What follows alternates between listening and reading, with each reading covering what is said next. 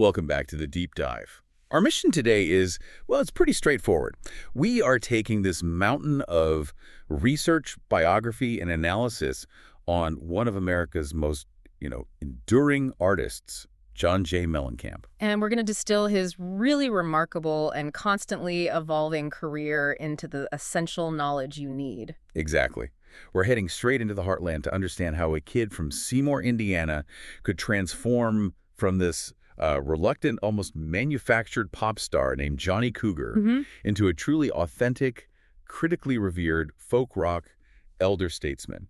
It's an incredible story of artistic perseverance. It really is. And when you study Mellencamp, you're really studying the evolution of American popular music in miniature. We start with rock and roll, of course. Sure. But then it quickly shifts into heartland rock, roots rock, and especially folk rock. What really defines him is his insistence on traditional acoustic instrumentation, fiddles, dulcimers, mandolins fused with this classic hard rock rhythm section. It's like he has a foot firmly planted in the 19th century and the other in the 21st. That's a great way to put it. And he did all this while staying profoundly tied to his Indiana roots. I mean, he built a global career without ever having to move his creative home base. Which is so rare. So before we even dive into those messy, Cougar years, let's just quickly look at the scale of his achievement. Because the numbers, they really confirm his status as an American institution. The output is astounding. He was born John J. Mellencamp on October 7, 1951 in Seymour, Indiana. Right. And he is just relentlessly prolific. We're talking 25 studio albums.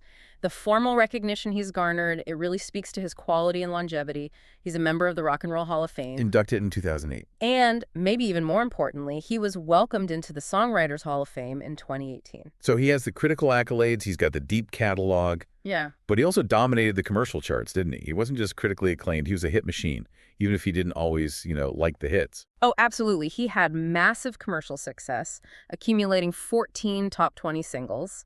But here's the little stat that often surprises people. Okay. He holds the solo artist record for the most #1 singles on the Hot Mainstream Rock Tracks chart, 7 of them. 7, wow.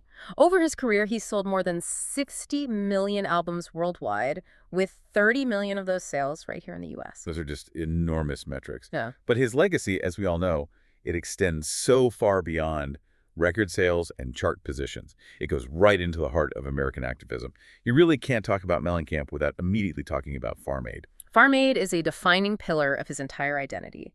He co-founded it in September 1985 with Willie Nelson and Neil Young. The Big Three. The Big Three. And the goal was simple: raise awareness and, critical funds about the growing crisis of family farms being lost. And the success is it's measurable. Completely. That concert has become an annual institution, running for 39 years now.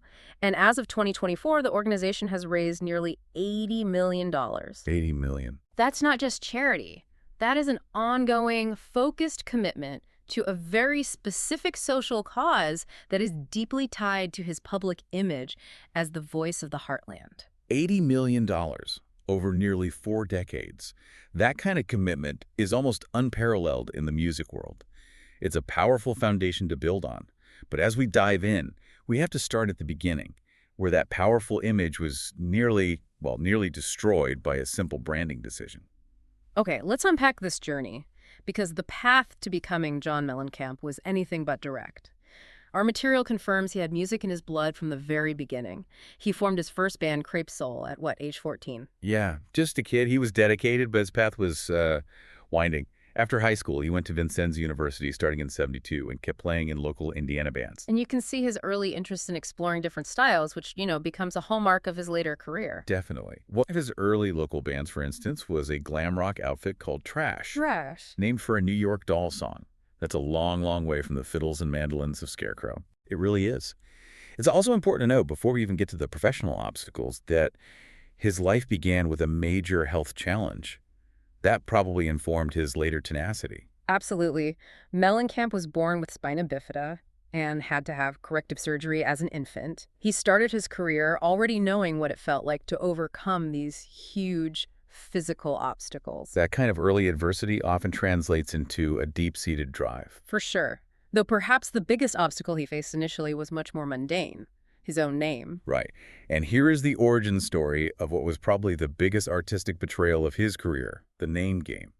He's hustling between Indiana and New York City in 74, 75, and he links up with Tony DeFries of Main Man Management. And DeFries, who was a high-powered manager, was just resolute. John J. Mellencamp was not a rock star name. He'd managed Bowie, right? Yeah. And Iggy Pop. The very same. So he had this idea of what a star was, and he deemed Mellencamp totally unmarketable. So for the release of his first album, Chestnut Street Incident in 1976, He gets rebranded. against his will as Johnny Cougar. The sources all confirm Mellencamp reluctantly agreed, just seeing it as a necessary evil to break into the industry. It's so easy to dismiss this as just, music business theater. But this forced identity was a deep source of anguish for him. He was a Heartland kid, a serious songwriter, being marketed as this sort of glam, slightly sleazy character. And the irony is the forced rebranding was a massive failure. A total flop. Chestnut Street Incident was a brutal commercial flop. It sold only 12,000 copies. 12,000. For an artist being managed by the same team that launched Bowie, that's shocking. It must have made him question the entire premise of the commercial machine. He later said those years felt like he was a puppet, forced to record songs he disliked and assume an image that was just entirely false. So after he parts with DeFries, things start to improve, but only subtly. He signs with Riva Records, and in 78, a biography comes out. Right, but not even in the U.S. initially, which is telling. But that record had I Need a Lover on it. And that song managed to become a top 5 hit in Australia, so it's getting traction somewhere. It was eventually included on his 1979 U.S. self-titled album, John Cougar. And we should note, that song's resonance was so strong that Pat Benatar recorded a cover of it for her explosive debut album, In the Heat of the Night. Which brought it even more visibility, so you can tell the material was starting to catch on, but the name still felt false to him. He kept charting in the early 80s, like the 1980 album Nothing Matters and What If It Did. That one had top 40 singles. It did, but this is where that artistic tension we mentioned really begins to show. He was incredibly self-critical of this period. He later just dismissed the singles from that album tracks like This Time and Ain't Even Done With the Night as stupid little pop songs. That really speaks to a deep frustration, doesn't it? He's a talented writer trying to create meaningful, rootsy music, but he only gets rewarded when he produces what he considers, throwaway pop. Exactly. I mean, if he felt that anguish, you have to ask, why didn't he fight the name change immediately? Was he secretly enjoying the hits, or did he just not have the power? It had to be leverage. Or a lack of it. It was almost certainly leverage. Artists in those early deals have very little power. He needed a true commercial blockbuster to even be able to force the conversation with the label. And he got it. He got it with the 1982 album American Fool. That album was the pivot. It was the monster commercial breakthrough that finally gave him the influence he desperately craved. American Fool changed everything overnight. It had 2 massive, era-defining hits. Hurts So Good. Which peaked at number 2 for 4 weeks straight. And the iconic Jack and Diane, which held the number 1 spot for 4 weeks. This success didn't just validate his songwriting, it gave him the commercial clout to start dictating terms. And the album also earned him the Grammy for Best Male Rock Vocal Performance in 1983 for Hurts So Good. So after this huge success, he's got the influence, and he wields it immediately to reclaim his identity. Well, halfway. Right, halfway. The success of American Fool allowed him to force the label to finally add his real surname to his stage name. So the next album, in 1983, was the first release billed as John Cougar Mellencamp. The battle was slowly being won. And, continued the success. It had Pink Houses, Crumbling Down, but it also had Authority Song. That song is interesting because he specifically linked it to classic rock rebellion. He described it as our version of I Fought the Law. This wasn't just a nod to the Crickets or the Clash. It was a clear statement that he was moving beyond the stupid little pop songs and back toward that feisty, rebellious spirit of classic rock and roll. Music that challenged the status quo. It was the moment he fused commercial viability with lyrical grit. This era also established the legendary backing band that would define his Heartland sound for the next decade. Their stability and power, I think, are often overlooked when people talk about his success. The band stabilized into a legendary unit during this period. The lineup, Kenny Aronoff on drums, Larry Crane and Mike Wanchik on guitars, Toby Myers on bass, and John Casella on keyboards, was so potent that Rolling Stone magazine in 1988 called it one of the most powerful and versatile live bands ever assembled. That is some high praise. What made them so special, particularly Aronoff's drumming? Aronoff's drumming was the engine. He had this almost militaristic bare-knuckle precision combined with a real Heartland swagger. It perfectly grounded the roots instrumentation that he was about to introduce. And the guitars. Wanchik and Crane offered that classic rock guitar framework, which let Mellencamp experiment, knowing he had this incredibly versatile and powerful sonic foundation to fall back on. The stability of that lineup is what allowed him to push his music into entirely new genres without losing that essential rock core. It's just a remarkable transformation, tracing his path from the reluctant Johnny Cougar to the artist who finally found the leverage to be himself, culminating in this powerhouse band. And that transformation prepared him for the real creative deep dive, the invention of Heartland rock itself. The mid to late 80s, this is when Mellencamp fully cemented his status as the voice of the American heartland. But this wasn't, an organic thing. It was an incredibly deliberate, conscious, artistic decision. It all began with the landmark 1985 album Scarecrow. Scarecrow represented a major sonic pivot away from the polished pop of the earlier Cougar years. It was a deep, almost academic connection to deeper American roots music.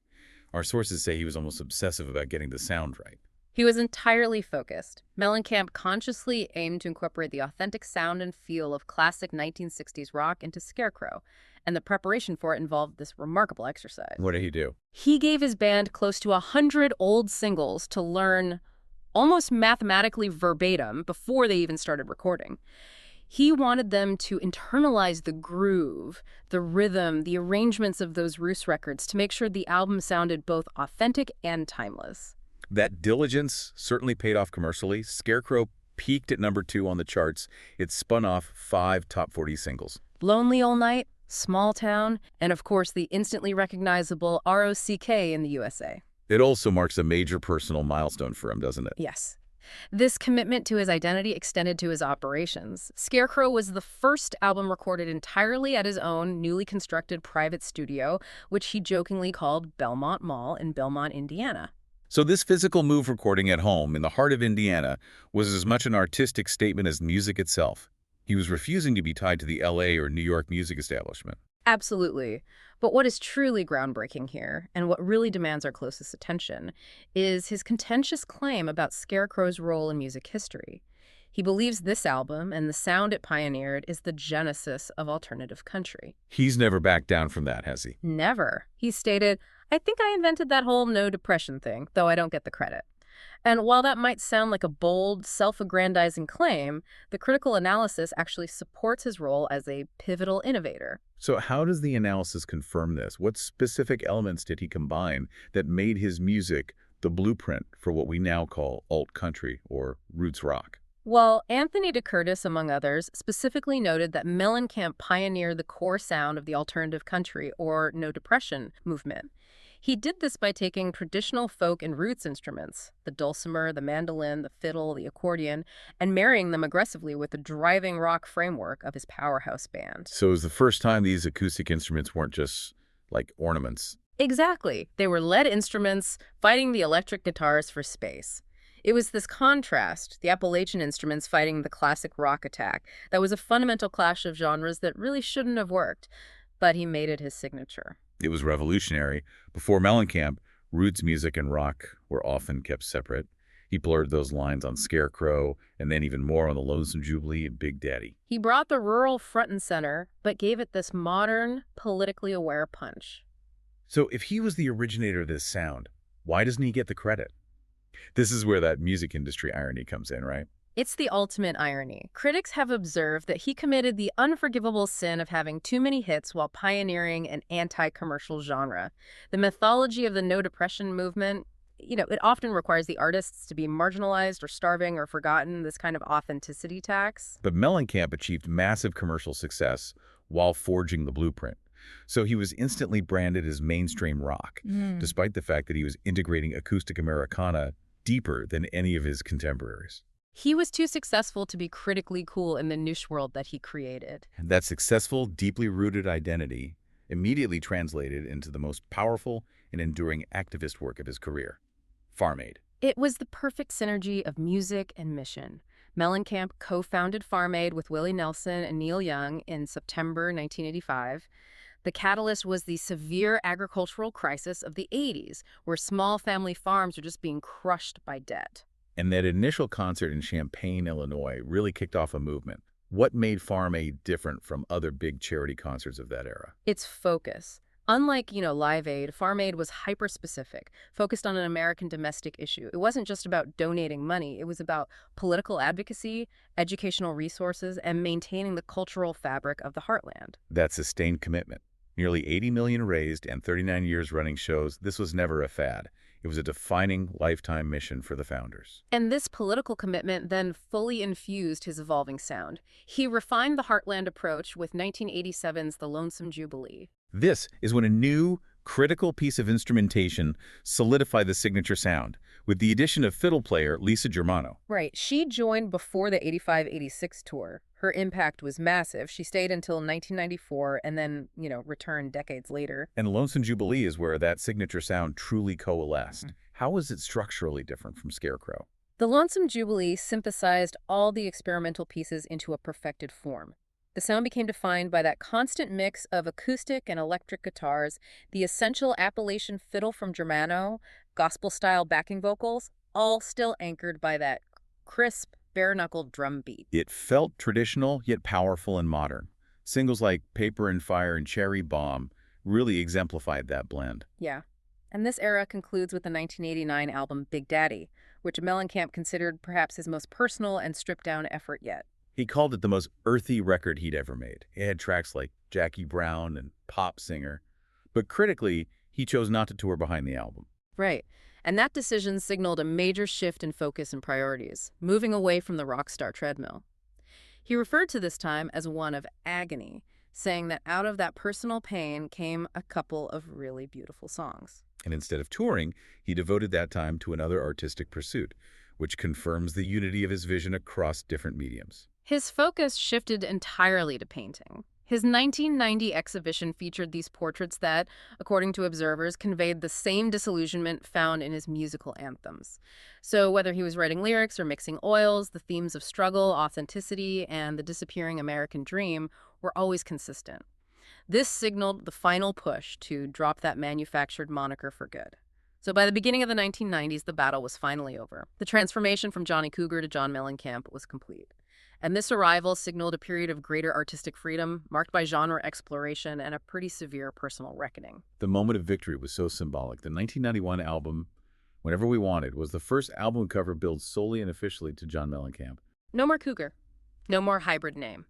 The identity he was born with was finally the identity he presented to the world. And this freedom allowed him to explore different avenues in the mid-90s, proving his adaptability.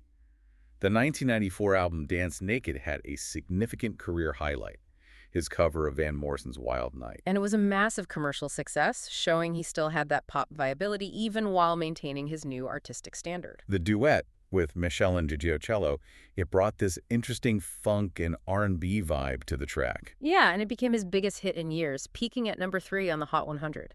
It demonstrates this perfect duality. He could deliver that commercial pop success while simultaneously putting politically heavy tracks like LUV and Another Sunny Day 1225 on the same album. But that combination of pop appeal and protest was sharply interrupted that same year by a very serious health scare that forced a reckoning with his rock and roll lifestyle.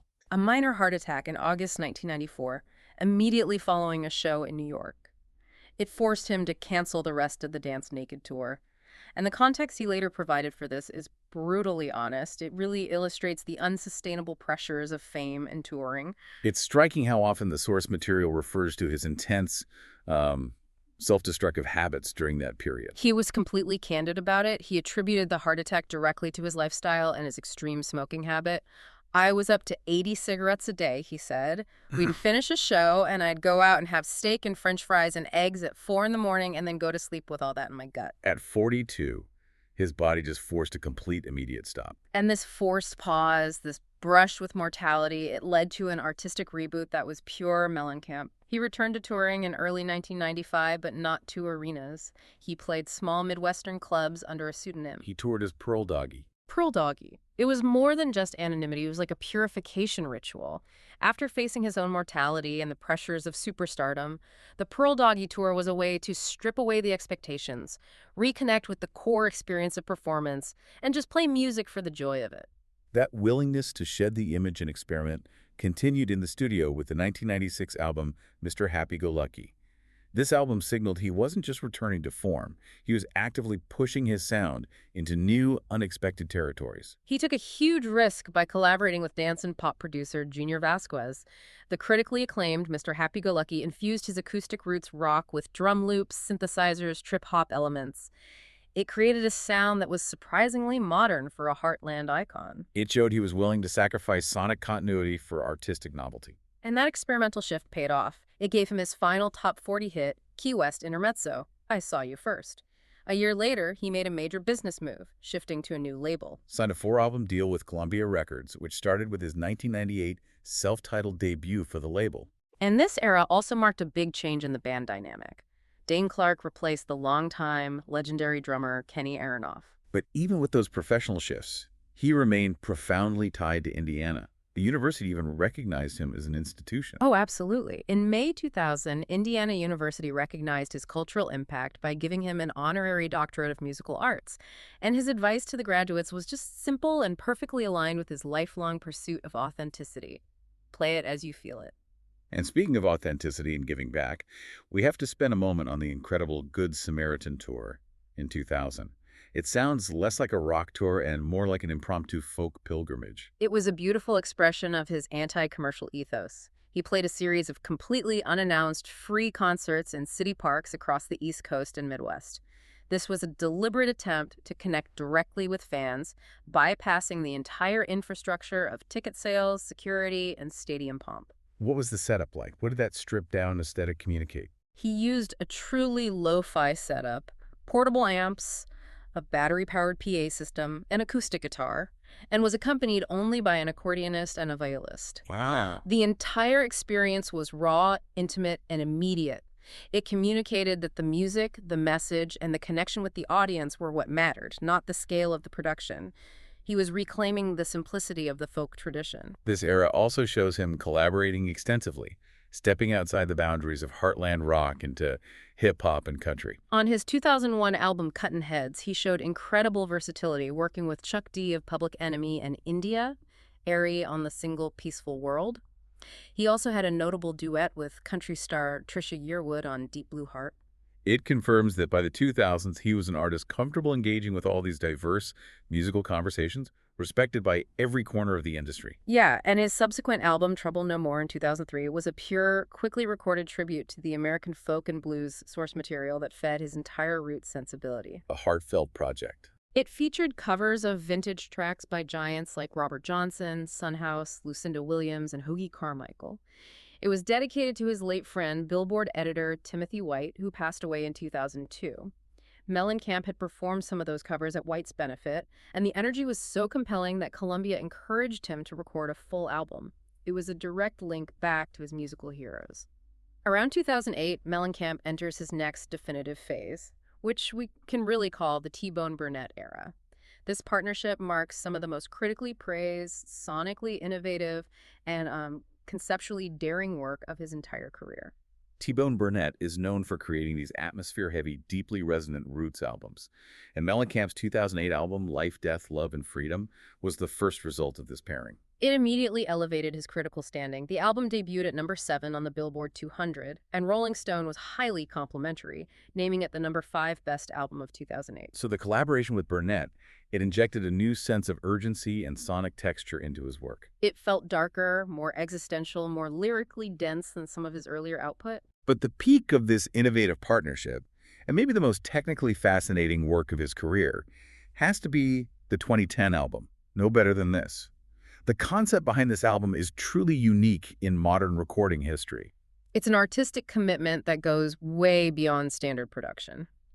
Mellencamp and Burnett decided to record the tracks entirely in historic, resonant locations across the American South. These weren't studios. No, not at all. They were places imbued with American musical history, including the First African Baptist Church in Savannah, Georgia, the legendary Sun Studio in Memphis, and most evocatively, the Sheraton Gunter Hotel in San Antonio. Specifically in the room where blues pioneer Robert Johnson made some of his pivotal recordings. Exactly. Recording in those locations is one thing, but the technical constraints they imposed on themselves, I mean, it makes the process sound like a logistical nightmare. It's almost like performance art. That's the key. They used incredibly vintage and specific equipment. A 1955 Ampex portable recording machine and only one microphone. One microphone. One microphone. Think about that for a moment. This technical constraint required all the musicians, guitars, drums, bass, vocals, to literally gather together and perform simultaneously around that single mic, forcing an intimacy and an attention to dynamics that is entirely absent in modern multi-track recording. That sounds terrifying. It requires absolute perfection in performance. Yeah. What was the artistic intent behind that level of difficulty? It was about capturing a raw, authentic sound that couldn't be achieved otherwise. It eliminated the endless safety net of digital editing and overdubs. The entire album was recorded and mixed entirely in mono. Which is a massive statement in the modern digital age. It's insisting on a sound reproduction method that was largely abandoned 50 years prior. And the commercial outcome reflected the boldness of that artistic decision. It was an incredible achievement, no better than Mobutu. This was the first mono-only release to crack the Billboard Top 10 since James Brown's Pure Dynamite, live at the Royal way back in 1964. It showed that Mellencamp, at this stage of his career, was willing to prioritize sonic authenticity and artistic concept over convenience or modern convention, and the audience rewarded that effort. And his touring structure for this album was just as innovative as the recording method. He turned a standard rock concert into an entire thoughtful evening of immersive entertainment. The No Better Than This theater tour, which ran for 2 years, was structured in this highly unique 3-part format. It began with screening a documentary by Kurt Marquez about the album's creation. Right. Then Mellencamp would hit the stage for a stripped-down acoustic set with the band, followed by a solo acoustic set, and finally concluding with a fully electrified rock set. He wanted the audience to experience the entire sonic journey, from the historical roots to the modern rock sound. This era also saw him trading praise and sharing stages with some of the biggest names in American songwriting, confirming his status among the elite. In 2010, he co-headlined 11 shows with Bob Dylan. And Dylan, who is famously reticent to praise his contemporaries, delivered arguably the highest compliment Mellencamp has ever received. Regarding which song? His 2008 song, Longest Days. Dylan called it one of the better songs of the last few years, actually. I ain't lying. I mean, for a songwriter, getting that from Dylan. It's everything. Mellencamp later said that Dylan's simple, unvarnished endorsement was worth more to him than if he had received 10 Grammys. That level of pure validation from an artist like Dylan, it just cements his legacy. He continued his tributes and collaborations in later years, doing acoustic covers of Dylan's Highway 61 Revisited in 2015 and Billy Joel's Allentown in 2014 for tribute events. And his later works maintained this mix of collaboration and deep roots exploration. The 2017 album Sad Clowns and Hillbillies was a duets album with Carlene Carter, The daughter of June Carter Cash. right, who also opened his tour. It brought this direct lineage to country royalty to the project. And this album features an incredibly cool, almost archival connection to the grand tradition of American folk music via Woody Guthrie. This is a point of real historical significance. Mellencamp wrote the music for the song My Soul's Got Wings, setting a previously unheard lyric written by the legendary folk singer Woody Guthrie to music. So he's actively participating in the preservation and continuation of the American folk tradition. Exactly, linking his Heartland rock directly back to the populist roots of the Depression era. And moving into his most recent work in the 2020s, he teamed up with another iconic figure, one he's often compared to, Bruce Springsteen. Springsteen contributed significantly to the 2022 album Strictly a One-Eyed Jack. He sang and played guitar on 3 songs, including the lead single Wasted Days. A powerful collaboration on a song about aging and mortality, written and produced solely by Mellencamp. Seeing those two voices grappling with the passage of time on the same track was like a generational moment. It really was. And his 2023 album, Orpheus Descending, even takes its name from Greek mythology, signaling a deeper contemplation of the role of the artist. Orpheus, the skilled singer and songwriter whose music can charm the world. By naming his album after this figure, Mellencamp is consciously addressing his own enduring role as a powerful voice, The album included potent, politically charged new songs like Hey God and The Eyes of Portland, which is a powerful, direct diatribe against homelessness and societal neglect. And we get that beautiful full circle moment with the return of an essential band member from the Scarecrow era. Yes, the return of Lisa Germano. The violinist who defined his Heartland sound from '85 to '93, she returned to play violin on Orpheus Descending and the accompanying 2023 tour. This was her first studio album with him in 30 years. Since 1993's Human Wheels, it's a powerful validation of the tight creative circles Mellencamp maintains. Key collaborators often come back home. Let's delve into some of the human relationships that shaped his hit-making run, especially the unique and complicated partnership with his childhood friend, George Green. George Green was integral to the most successful period of Mellencamp's career. He co-wrote several of his absolute biggest, most iconic hits. Hurts So Good, Crumbling Down, and crucially, Pink Houses. Right. Green often contributed the foundational lyrics and ideas that Mellencamp would then set to music. But despite their deep shared history, they were both born and raised in Seymour, Indiana, their partnership came to this abrupt end with a falling out in the early 2000s. It's always difficult when deep friendship and professional collaboration collide. Mellencamp addressed the split publicly, indicating how complex it was. He said, "There were personal problems, cross-pollinated with professional issues." He acknowledged that Green had contributed great lyrics, but he simply just couldn't do it anymore. And their final collaboration was Yours Forever, on the Perfect Storm soundtrack in 2000. It really speaks to the difficulty of sustaining high-stakes creative collaboration, even between lifelong friends. Tragically, Green died in 2011 at age 59 from cancer. How did Mellencamp reflect on the end of that partnership and Green's passing? He was mournful, remembering their shared history. He said, "I've known George since we were in the same Sunday school class." He spoke of the fun they had and the really good songs they wrote together, characterizing Green as a dreamer. Despite the professional split, the personal weight of losing a childhood friend was clearly very heavy. Beyond his recording and songwriting career, Mellencamp has consistently explored film, theater, and painting. It shows a broad and restless artistic temperament. He's known for his visual art, but he also tried his hand at acting and directing. He appeared in 4 films, including Falling from Grace in 1992, which he also directed. But the truly fascinating part of this segment is the massive career opportunities he chose to reject.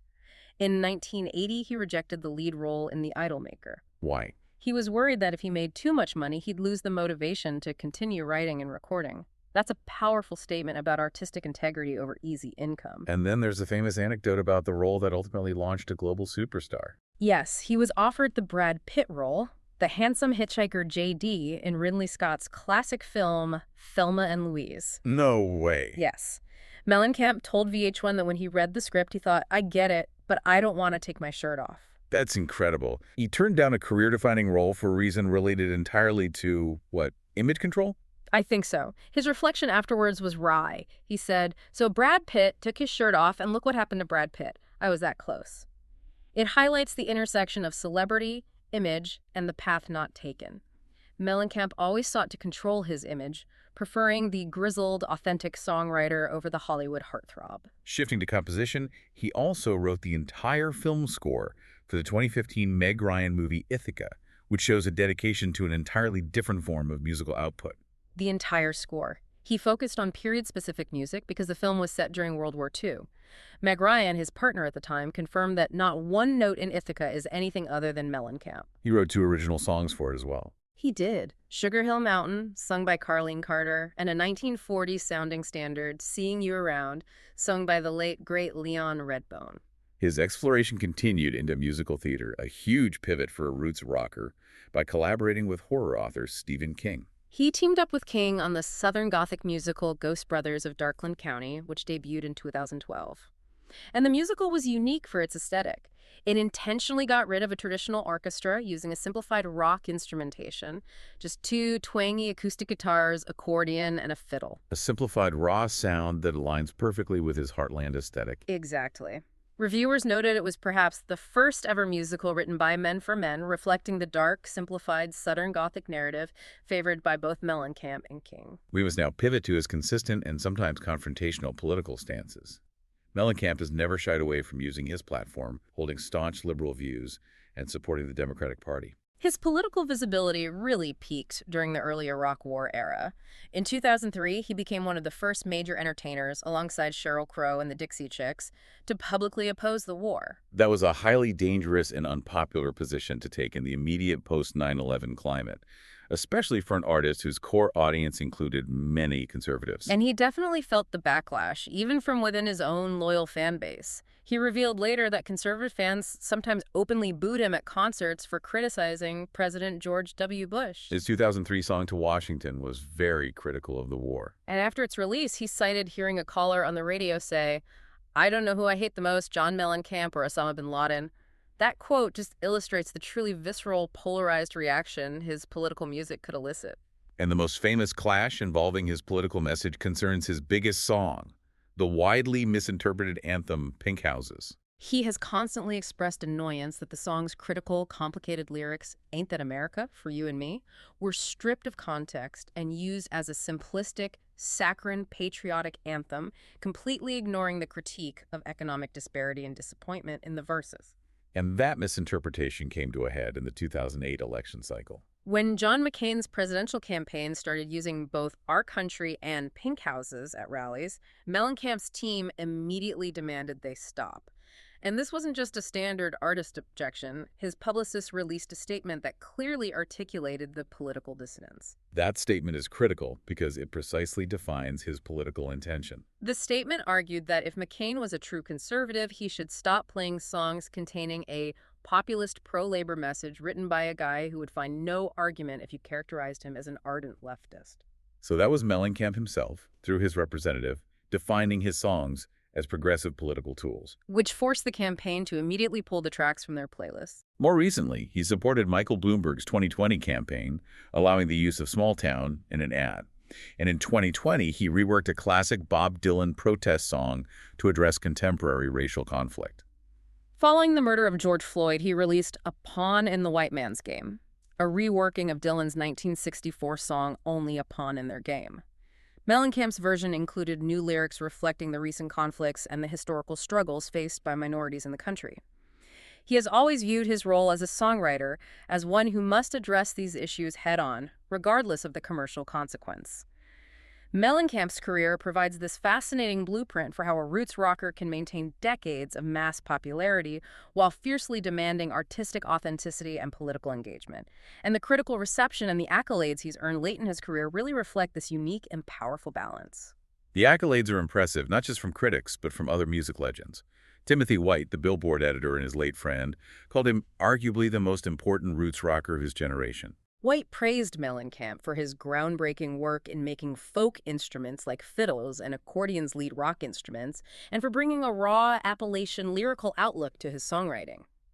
White said Mellencamp's best music is rock and roll stripped of all escapism, forcing the listener to look directly at the messiness of life as it's actually lived. He's the anti-fantasy rock star. Exactly. And the praise came from the very top echelons of both country and rock royalty. Johnny Cash called him one of the 10 best songwriters in music. And John Fogerty, the former Creedence Clearwater Revival frontman, praised him as one of the great American songwriters in a great rock spirit, specifically noting his feisty nature that shines through in songs like Authority Song.